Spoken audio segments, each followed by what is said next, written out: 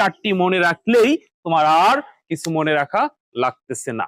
সংখ্যা পদ্ধতি রূপান্তর করার ক্ষেত্রে যে চারটি কথা তোমার মনে রাখতে হবে, আমি এখন সেই চারটি কথা বলে দিচ্ছি, তুমি নোট করে রাখতে পারো। অর্থাৎ সংখ্যা পদ্ধতি আইসিটি বইয়ের তৃতীয় অধ্যায়ের প্রথম অংশ।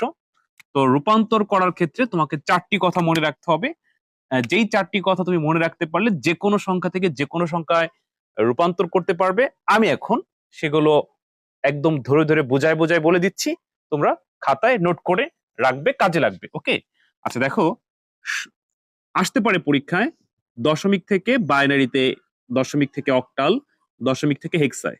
তো দশমিক থেকে যে কোনো সংখ্যায় যাওয়ার জন্য তুমি একটি মাত্র সূত্র মনে রাখবে, তাহলে দশমিক থেকে যে কোনো সংখ্যায় রূপান্তর করতে পারবে। তার মানে এখানে একটি কথা আমি এখন বলতেছি, সেটা তোমরা নোট করবা। আবার পরীক্ষায় তুমি এটা শিখে গেলা, এভাবে আসতে পারে বাইনারি থেকে দশমিকে, অক্টাল থেকে দশমিকে, অথবা হেক্সা থেকে দশমিকে। অর্থাৎ যে কোনো সংখ্যা থেকে আবার দশমিকে আসতে পারে। তো এই তিনটার জন্য তোমাকে একটা কথা মনে রাখতে হবে, অর্থাৎ একটি সূত্রের মাধ্যমে তুমি সকল সংখ্যা থেকে দশমিকে কনভার্ট করতে পারবে। তো অলরেডি কয়টা হয়ে গেল বলো তো? দুইটা হয়ে গেল। এরপর হচ্ছে বাইনারি থেকে অক্টালে, আবার বাইনারি থেকে হেক্সা, আবার ধরো অক্টাল থেকে বাইনারি, হেক্সা থেকে বাইনারি। এর জন্য তোমাকে একটা একটা কথা মনে রাখতে হবে। লাস্ট অক্টাল থেকে হেক্সাডেসিমেল, হেক্সা থেকে অক্টাল, এর জন্য একটা কথা তোমার মনে রাখতে হবে। তো প্রিয় শিক্ষার্থীবৃন্দ, আমি এখন সবগুলো বলে দিচ্ছি, তুমি জাস্ট খাতায় নোট করে রাখো। বিশ্বাস করো আইসিটিতে তাহলে তোমায় ভালো কিছু শিখতে পারো, বিশেষ করে রূপান্তর করার ক্ষেত্রে তোমার কোনো সমস্যা হবে না। আর ধরো আমি আজকে এটা বলে দিচ্ছি, এরপর আমি একটা একটা করে করে ধরায় ধরায় তোমাদেরকে শিখাবো, কিন্তু এই সব ক্লাস তো আর এক দিনে সম্ভব না। কিন্তু এই ইউটিউবে আমি সর্বোচ্চ ধরো 10 মিনিট 12 মিনিটের ক্লাসগুলো আপলোড করি। তবে যারা আমার কাছে আইসিটি কোর্স করে, যারা আমার কাছে আইসিটি কোর্স করে, তাদেরকে আমি এই পুরো ক্লাসটা একদিনে একই সময়ে কমপ্লিট করে দেই, যাতে করে সে সহজে আয়ত্ত করতে পারে। কারণ বিশেষ করে ধরো আহ, আমি বারবার, যেমন ধরো আমি তোমাকে শেখালাম দশমিক থেকে বাইনারি, বাইনারি থেকে দশমিক, বা বাইনারি থেকে অক্টাল, অক্টাল থেকে হেক্সা, এরকম এলোমেলো শিখে তুমি গুলিয়ে ফেলবে। এখানে কিন্তু 12টা সূত্র কাজে লাগতেছে, তাহলে তুমি কয়টা মনে রাখবা, কখন গুলিয়ে ফেলবা। যার কারণে যদি তুমি সব একবারে শিখে ফেলাও আস্তে আস্তে আস্তে করে একদম ধারাবাহিকভাবে কৌশলে, তাহলে কখনোই ভুলবে না। তো প্রিয় শিক্ষার্থী বিন্দু, তোমরা আমার কাছে কোর্সে ভর্তি হয়ে যাও, আইসিটিতে কোনো সমস্যা থাকবে না। মাত্র 999 টাকায় বোর্ড পরীক্ষার আগ পর্যন্ত class, live class, record class, class miss করলে ওটা পরবর্তীতে রেকর্ড পাবে। আর আমি দায়িত্ব নিয়ে তোমাদেরকে পড়াবো, অর্থাৎ তোমার বাইরে কোথাও কোচিং বা প্রাইভেট করা লাগবে না, তোমার আইসিটিতে ভালো করানোর দায়িত্ব আমার। ওকে, তো বিস্তারিত জানতে আমার এই হোয়াটসঅ্যাপ নাম্বারে এসএমএস দিয়ে জেনে নিও। তো প্রিয় শিক্ষার্থীবৃন্দ, আমি বলছিলাম যে আমি চারটি কথা বলবো, সেই চারটি তোমরা নোট করে রাখবা, এরপর আমরা রূপান্তরে যাব। তো লেখো, এক নম্বরে লেখো, দশমিক থেকে যে কোনো সংখ্যায় যাওয়ার সূত্র। দশমিক থেকে যে কোনো সংখ্যায় যাওয়ার সূত্র হচ্ছে, যেই সংখ্যায় যেতে বলবে সেই সংখ্যার বেজ দিয়ে ভাগ। অর্থাৎ বেজ দিয়ে বলতে বাইনারি বেজ হচ্ছে 2, অক্টালের বেজ হচ্ছে 8, হেক্সাডেসিমেল বেজ হচ্ছে 16, দশমিকের বেজ হচ্ছে 10। এর আগের ক্লাসটিতে আমি তোমাদেরকে এই বেজ সম্পর্কে পরিচয় করাইছিলাম, যে অর্থাৎ দশমিকের বেজ কেন 10, বাইনারি বেজ কেন 2, অক্টালের বেজ কেন 8, হেক্সাডেসিমেলের বেজ কেন 16। বেজ বলতে বোঝায় প্রতিটা সংখ্যা পদ্ধতির কিছু মৌলিক চিহ্ন আছে, সেই মৌলিক চিহ্নের মোট সংখ্যাকে বেজ বলে। অর্থাৎ দশমিকে 10টি মৌলিক চিহ্ন আছে, বাইনারিতে 2টি মৌলিক চিহ্ন আছে, অক্টালে 8টি মৌলিক চিহ্ন, হেক্সাডেসিমেলের 16টি মৌলিক চিহ্ন। এই জন্য বাইনারি বেজ 2, অক্টালের 8, হেক্সার 16।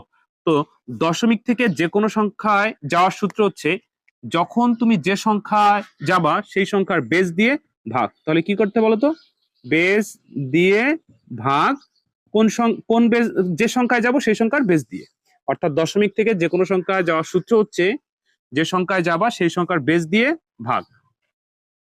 আচ্ছা, একটা গেল, আমার তো জায়গা নাই তাই আমি সংক্ষেপে লিখতেছি, মুখে বলতেছি, তোমরা লিখে নিবা। লাস্ট আরেকটা, এবার উল্টা দিক দিয়ে যে কোনো সংখ্যা থেকে দশমিক আসার সূত্র কি লিখবা? যে কোনো সংখ্যা থেকে দশমিকে যাওয়ার সূত্র হচ্ছে বেজের উপর পাওয়ার ধরে গুণ। অর্থাৎ এবার কিন্তু ভাগ না, অর্থাৎ যে সংখ্যা থেকে যাওয়া সেই সংখ্যার বেজের উপর পাওয়ার ধরে গুণ। বেজের উপর পাওয়ার ধরে গুণ, বেজের উপর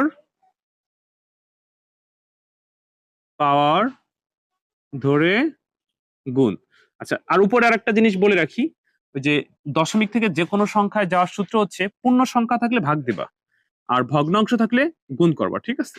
মাথায় রেখো, অর্থাৎ গুণ আর ভাগ শেষ। আচ্ছা, দুটি কথা হয়ে গেল। লাস্ট 3 নাম্বার কথা হচ্ছে বাইনারি থেকে অক্টাল, অক্টাল থেকে বাইনারি, এই দুইটার জন্য একটা কথা মনে রাখবা, বাইনারি টু অক্টাল শুধু 3 বিট। কয় বিট? 3 বিট। কয় বিট? 3 বিট। এবার তোমাদের প্রশ্ন থাকতে পারে, স্যার বিট কি? বিট হচ্ছে 4 2 1, অর্থাৎ প্রথম বিট 1, তারপর ডাবল ডাবল ডাবল করে 4 পরে 8 8 16 32 64 এরকম।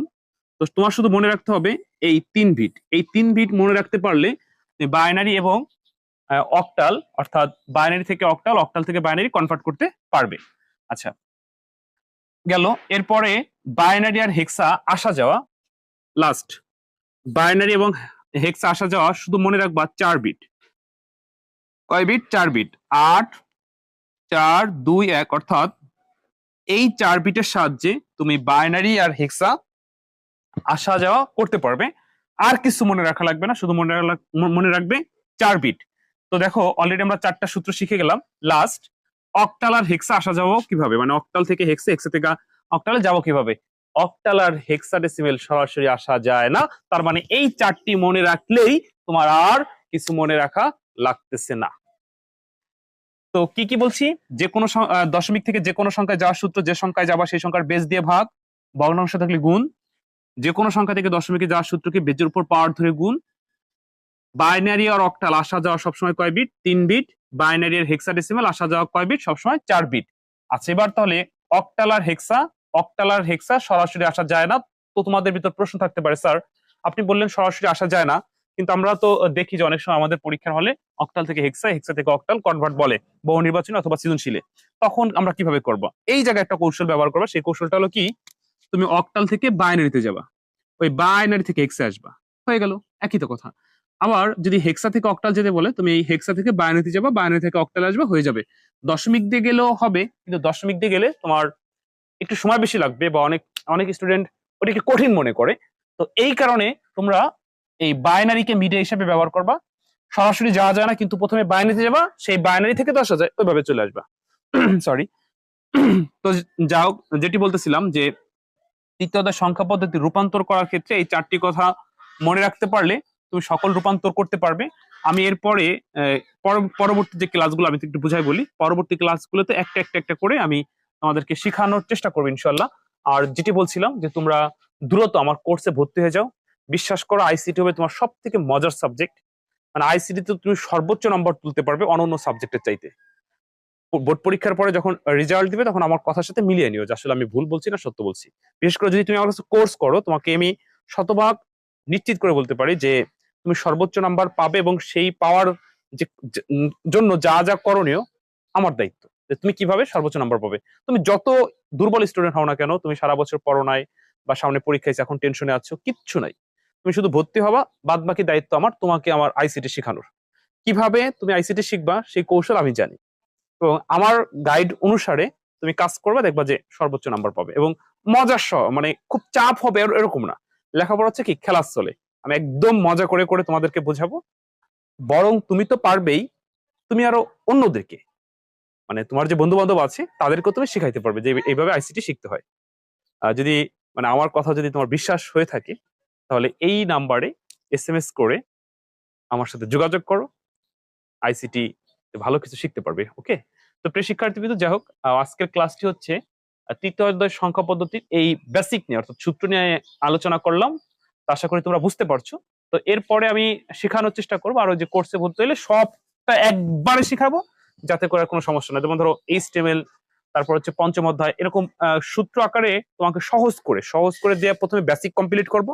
ধরো 17টা ক্লাসের মধ্যে পুরো আইসিটি বই যত যা কিছু আছে, 17টা ক্লাসের ভিতরে পুরো বেসিক কমপ্লিট। বেসিক শেষ করে তারপরে বোর্ড পরীক্ষার আগ পর্যন্ত শুধু বহু নির্বাচনী আর সৃজনশীল প্র্যাকটিস করাবো। কারণ দেখা যাচ্ছে তুমি বেসিক পারো না, তাহলে কিন্তু প্র্যাকটিসে আবার হবে না। আবার বেসিক পারো, প্র্যাকটিস করো না, তাও হবে না, দুটোই লাগবে। তো প্রথমে তোমাদেরকে বেসিক শেষ করব, তারপরে সৃজনশীল আর বহু নির্বাচনী প্র্যাকটিস করাবো, দেখবা যে আর আইসিটিতে সমস্যা থাকবে না। তো ঠিক আছে প্রিয় শিক্ষার্থীবৃন্দ, অনেক কথা বললাম, তোমরা সবাই ভালো থেকো। অন্য কোনো দিন অন্য কোনো ভিডিওতে আবার কথা হবে। আসসালামু আলাইকুম।